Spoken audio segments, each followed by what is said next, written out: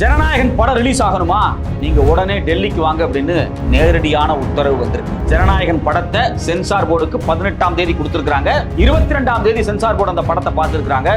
22ஆம் தேதியிலிருந்து ஜனவரி 5ஆம் தேதி கிட்டத்தட்ட 15 நாள் இந்த படம் குறித்து, இந்த படத்துக்கு சென்சார் சர்டிபிகேட் கொடுக்கிறது குறித்து வாயே திறக்காம இருந்த சென்சார் போர்டு டெல்லியிலிருந்து அமித்ஷா சென்னைக்கு வந்த உடனேயே இந்த படத்தை ரிலீஸ் பண்ண முடியாது அப்படின்னு ஒரு உத்தரவை கொடுக்கறாங்க. கோர்ட்டுக்கு போய் நிற்கிறாங்க. அது மட்டும் இல்லாம சென்னைக்கு வந்துட்டு அமித்ஷா திருப்பி ரிட்டர்ன் டெல்லிக்கு போன உடனேயே விஜய்க்கு சிபிஐ ஒரு சம்மன் அனுப்புறாங்க. உடனே நீங்க 12ஆம் தேதி டெல்லிக்கு வரவும் அப்படிங்கிறாங்க. அப்போ அமித்ஷா சென்னைக்கு வந்ததுக்கும் ஜனநாயகன் தடைபட்டதுக்கும் சிபிஐ விஜயை டெல்லிக்கு அழைப்பதற்கும் உள்ள இருக்கக்கூடிய தொடர்பு என்ன? ஏற்கனவே தாவேகா சார்பாக புஷி ஆனந்த், நிர்மல், அது மட்டும் இல்ல ஆதவ் அர்ஜுனா இவர்களுக்கு 10 கேள்விகளை சிபிஐ கேட்டார்கள். அதே கேள்விகளையும் விஜய்க்கு கேட்கிறார்கள். இந்த கேள்விகள் ஒட்டுமொத்தமாக விஜய் தான் கரூர் சம்பவத்திற்கான முக்கியமான குற்றவாளி என்று ஒட்டுமொத்தமாக முடிவெடுப்பதற்கான எல்லா திட்டங்களும் நடந்து கொண்டிருக்கிறது. இந்த நேரத்தில் விஜய் என்ன முடிவை எடுக்க போகிறார்? சிபிஐ வழக்கிலிருந்து தப்பிப்பதற்காக, ஜனநாயகன் ரிலீஸுக்காக ஒட்டுமொத்த தமிழ்நாட்டையும் பாஜகவிடம் அடகு வைக்க போகிறாரா, இல்லை இதை எதிர்த்து நிற்க போகிறாரா? இவரோடு பேசப்பட்டிருக்கக்கூடிய ஒட்டுமொத்த டீல் என்ன? வணக்கம், இது தமிழ் குரல். நான் உங்கள் சத்யராஜ். விஜயினுடைய ஜனநாயகன் படத்துக்கு இப்ப தற்காலிகமாக சென்சார் போர்டு வந்து சர்டிபிகேஷன் பண்ணாம அதை இழுத்தடிச்சிருக்கிறாங்க. அதனால கோர்ட்டுக்கு போயிருக்கிறாங்க விஜய் தரப்பு, படக்குழுவினர் தரப்பு. இப்ப மறுபடியும் கோர்ட்ல என்ன சொல்லியிருக்கு அப்படின்னா, இந்த படத்தை திரும்பவும் ஒரு முறை புதுசாக உருவாக்கப்படக்கூடிய ஒரு சென்சார் குழு பார்த்துட்டு அப்ரூவல் பண்ணாதான் அந்த படம் ரிலீஸ் ஆகும். அது வரைக்கும் இந்த படம் ரிலீஸ் ஆகாது அப்படிங்கிறத உறுதியாக சொல்லிட்டாங்க. வழக்கமா இது என்ன நடக்கும் அப்படின்னா, இது மாதிரி ஒரு படம் வந்து சென்சார் போர்டுக்கு போகுது அப்படின்னா, சென்னையில சென்சார் போர்டு இருக்கும். அந்த சென்சார் போர்டு அந்த படத்தை பார்த்துட்டு, அந்த படத்துல சில காட்சிகள்ல பிரச்சனை இருக்கு அப்படின்னா, இதை மியூட் பண்ணுங்க, இதை வந்து கட் பண்ணுங்க அப்படின்னு வழக்கமா சொல்லுவாங்க. நியாயப்படி பார்த்தா அதை சொல்றதுக்கு சென்சார் போர்டுக்கு உரிமை கிடையாது.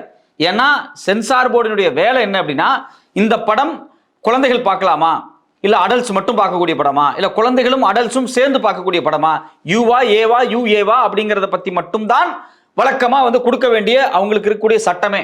ஆனா இந்தியாவை பொறுத்த வரைக்கும் பாத்தீங்க அப்படின்னா, சென்சார் போர்டு அப்படிங்கிறது ஒரு பியூரோவா செயல்படுது, ஒரு அதிகார அமைப்பாக செயல்படுது.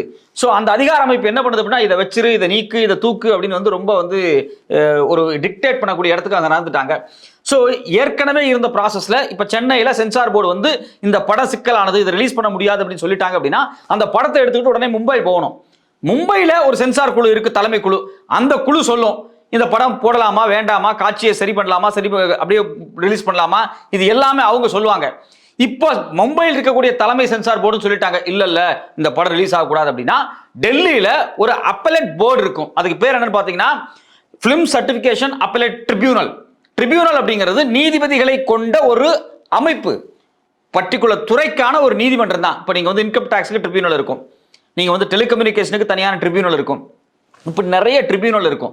இந்த ட்ரிபியூனல்ல யார் இருப்பாங்கன்னு பாத்தீங்கன்னா, முன்னாள் ஜட்ஜஸோ ரிட்டையர்ட் ஆனவங்களோ ஆட்கள் இருப்பாங்க. அதுல குறிப்பா பாத்தீங்க அப்படின்னா, இப்போ ஒரு கார்பரேட் ட்ரிபியூனல் இருக்கு அப்படின்னா, கார்பரேட் பஞ்சாயத்துகள்லாம் வரும்போது அந்த ஜட்ஜு கோர்ட்டுக்கு வராம அங்க வச்சே சில விஷயங்களை தீர்ப்பு கொடுத்து முடிச்சுட்டுருவாங்க. ஸோ இந்த ட்ரிபியூனல் சிஸ்டம் இன்னைக்கு வரைக்கும் இருக்கு. அந்த ட்ரிபியூனல் சிஸ்டத்துல ஒரு முக்கியமானது சினிமா ட்ரிபியூனல் தான், அதாவது இந்த சென்சாருக்கு வரக்கூடிய ட்ரிபியூனல். இந்த ட்ரிபியூனலை 2021 ஒரு சட்டத்தை அமெண்ட் பண்ணுவதனூடாக இந்த மோடி அரசாங்கம் அதை உடைச்சு நாசம் பண்ணிட்டாங்க. அதாவது சினிமாட்டோகிராஃபிக் ஆக்ட் 2021 இந்த ட்ரிபியூனல் தேவை கிடையாது, இறுதி முடிவை எடுக்கக்கூடியது அரசாங்கத்தினுடைய சென்சார் போர்டு தான். அந்த சென்சார் போர்டு இறுதி முடிவு எடுக்கல அப்படின்னா நீங்க கோர்ட்டுக்கு தான்ப்பா போகணும், அதெல்லாம் முடியாதுப்பா அப்படின்னு சொல்லிட்டாங்க. கோர்ட்டுக்கே போனாலும் அங்க இருக்கக்கூடிய நீதிபதி அப்ரூவல் கொடுக்க முடியாது. திரும்பவும் ஒரு புதிதான ஒரு சென்சார் குழுவை உருவாக்கி அந்த குழு அந்த படத்தை பார்த்துட்டு அப்ரூவல் கொடுக்கணும். ஸோ அப்போ மோடி அரசாங்கம் ஏற்கனவே இது மாதிரியான பல கட்டங்களை உருவாக்கி வச்சுட்டாங்க. அதனாலதான் பாத்தீங்க அப்படின்னா, இன்னைக்கு ஜனநாயகன் படம் ரிலீஸ் ஆகாது. ஏன் காரணம்? சென்னையில் இருக்கக்கூடிய சென்சார் போர்டு இதுல சில காட்சிகள்லாம் இருக்கு, குறிப்பாக 2-3 முக்கியமான காட்சிகள். இந்த ராணுவத்தினுடைய எம்பளம் எல்லாம் பயன்படுத்துறது, ராணுவத்தில் நடக்கக்கூடிய உளவு வேலைகள், இது எல்லாமே இந்திய ராணுவத்தை அவமானப்படுத்துதோ அப்படிங்கிற சந்தேகம் சென்சார் போர்டுக்கு இருக்கு. ஸோ விஜயினுடைய அந்த படத்தில் இருக்கக்கூடிய அந்த முக்கியமான சீன்ஸ், ராணுவத்தை மையமாக வச்ச சீன்ஸ் எல்லாமே சிக்கலுக்குரிய இருக்கிறதாக சென்சார் போர்டு பார்க்குறாங்க. அதாவது இந்த படம் வந்து டப்பிங் படம் மாதிரி தான், ரீமேக் பண்ணியிருக்கிறாங்க. இது ஏற்கனவே வந்து தெலுங்குல வந்து பாத்தீங்க அப்படின்னா பகவான் கேசரின்னு ஏதோ வந்த படம், அந்த பகவான் கேசரி தான் இவங்க வந்து ஜனகேசரியா மாத்தி எடுத்து வச்சிருக்காங்க. ஜனநாயகன்னு சொல்லலாம், இல்ல ஜனகேசரின்னு கூட சொல்லலாம். ஒண்ணுமே இல்லை, ஒரு பெண் குழந்தைய அவர் வளர்த்து மிலிட்டரிக்கு அனுப்புறாரு. மிலிட்டரியில சில சிக்கல்கள் நடக்குது, அது சில உளவு வேலைகள் நடக்குது, நாட்டுக்கு ஏதோ துரோகம் நினைக்கிற மாதிரி மிலிட்டரியில் ஏதோ நடக்குது. உடனே அந்த பொண்ணை வந்து கார்னர் பண்ணிடுறாங்க, கொலை பண்ண முயற்சி பண்றாங்க. அப்பாவா இருக்கக்கூடியவர் ஏற்கனவே போலீஸா இருந்தவர், அவருடைய மறு உருவத்தை எப்படி பாஷால ரஜினிக்கு ஒரு பேக்ரவுண்ட் இருந்த மாதிரி இவர் ஒரு பேக்ரவுண்டோட வந்து அந்த பொண்ணை காப்பாற்றுற மாதிரி தான் அந்த சப்ஜெக்ட்ஸ் எல்லாமே மேக் பண்ணப்பட்டிருக்கு. இதுல சில மாற்றங்களை இங்க இருக்கக்கூடிய அந்த ஜனகேசரியில மாத்திருக்காங்க அப்படின்னு சொல்றாங்க. சோ அப்போ ஏற்கனவே வந்த படம் இதே மாதிரி ஏற்கனவே சிவாஜி ஒரு படம் நடிச்சிருக்காரு, பாப்பு அப்படின்னு ஒரு படம். ஸோ அந்த படத்தினுடைய ரீமேக்கை தான் என்ன பண்ணியிருக்காங்க, தெலுங்குல பண்ணியிருக்காங்க. அதனுடைய ரீமேக்கை இன்னைக்கு வந்து இவர் விஜய் பண்ணியிருக்காரு. இப்போ இந்த படத்துல ராணுவம் அப்படிங்கிறது ஒரு முக்கியமான பாத்திரம் வகிப்பதாக சொல்லப்படுகிறது. ராணுவத்தில் உளவு பார்க்கப்பட்டிருக்கு, ராணுவத்தில் இருக்கக்கூடிய லோகோ எல்லாம் பயன்படுத்தப்பட்டிருக்கு. அது மட்டும் இல்லாமல் ராணுவத்துக்குள்ள துரோகிகள் இருக்கிறாங்க. இது மாதிரியான காட்சிகள் படமாக்கப்பட்டிருக்கிறதுனால இது ராணுவத்தை நேரடியாக சாடுகிறது. அதனால இதை வந்து உடனே நாங்கள் அப்ரூவல் கொடுக்க முடியாது அப்படின்னு சொல்லிட்டாங்க. இதுல முக்கியமான விஷயம் நாம கவனிக்க வேண்டியது என்ன அப்படின்னா, போன மாசம் 18ஆம் தேதியே இந்த படத்தை சென்சார் குழுக்கு அனுப்பிச்சிட்டாங்க. சென்சார் குழு போன மாசம் 22ஆம் தேதியே பார்த்துருச்சு. பார்த்ததுக்கு பிறகு 22ஆம் தேதியிலிருந்து அடுத்த 15 நாளுக்கு படக்குழு விட்ட இந்த படத்தை நாங்கள் ரிலீஸ் பண்ண போறோமா, சர்டிபிகேட் பண்ண போறோமா இல்லையா அப்படிங்கிறது குறித்து வாயே திறக்காம டெல்லியில யார்கிட்டயோ பேசியிருக்காங்க. நாம ஏன் டெல்லியில யார்கிட்டயோ பேசியிருக்காங்கன்னு சொல்றோம் அப்படின்னா, ஜனவரி 5ஆம் தேதி தான் படக்குழு கிட்ட இந்த படத்தை சென்சார்ஷிப் சர்டிபிகேட் கொடுக்க முடியாது, சில விஷயங்கள் எங்களுக்கு சந்தேகமா இருக்கு மாத்தணும்னு அவங்க சொல்றாங்க. 5ஆம் தேதி அமித்ஷா டெல்லியில இருந்து சென்னைக்கு வர்றாரு. அப்ப அமித்ஷா சென்னைக்கு வந்துட்டு சென்னையிலிருந்து திரும்பி டெல்லிக்கு போனதுக்கு அப்புறம் 2 விஷயம் நடக்குது முக்கியமானது. ஒன்னு, விஜய்க்கு சிபிஐ நோட்டீஸ் வருது, 12ஆம் தேதி நீங்க டெல்லி வரணும் அப்படின்னு. 2வது, ஜனநாயகன் படம் சென்சார்ஷிப் சர்டிபிகேட் கொடுக்க முடியாதுன்னு வருது. ஸோ இப்போ இந்த ரெண்டுமே நேரடியாக அரசியல் தொடர்போடு இணைஞ்ச விஷயமா இருக்கிறதுனால கட்டாயம் பாஜக 2026 தேர்தலுக்கு விஜயை கூட்டணியில் சேர்ப்பதற்காக சிபிஐ, அதாவது கரூரில் 41 பேர் இறந்து போனது குறித்தான வழக்கும் அதே போல ஜனநாயகன் படத்துக்குரிய அந்த சர்டிபிகேட்டும் ரெண்டையும் வைத்து டெல்லியில் பேரம் பேசுறதுக்கான எல்லா வேலைகளும் நடந்து கொண்டிருக்கிறது. உறுதியாக சொல்லலாம், இல்லைன்னா அப்படி நடக்கவே நடக்காது. ஏதோ கூட்டணி அண்டர் கிரவுண்ட் டீலிங் நடக்குது. அமித்ஷா வந்ததுனால அந்த விஷயம் எல்லாமே வந்துருது. வழக்கமா பாத்தீங்க அப்படின்னா சென்சார்ஷிப் போர்டில் இது மாதிரி படங்களை தடை பண்றது அப்படிங்கிறது, நிறுத்தி வைக்கிறது அப்படிங்கிறது இயல்பா நடக்கும். இப்ப தமிழ்நாட்டில் வந்து கடந்த ஆண்டு பாத்தீங்க அப்படின்னா ஒரு 2-3 ஆண்டுக்கு முன்னாடி நசீர்னு ஒரு படம் வந்துச்சு. இஸ்லாமிய ஒரு சேல்ஸ்மேன், ஒரு துணிவிக்கக்கூடிய நபர் கோயம்புத்தூரில் ஒரு கலவரத்தில் என்னென்ன நடக்குது, ஒரு வாழ்க்கை எப்படியெல்லாம் மாற்றப்படுது அப்படிங்கிறது குறித்து ஒரு ரொம்ப அற்புதமான ஒரு படம்.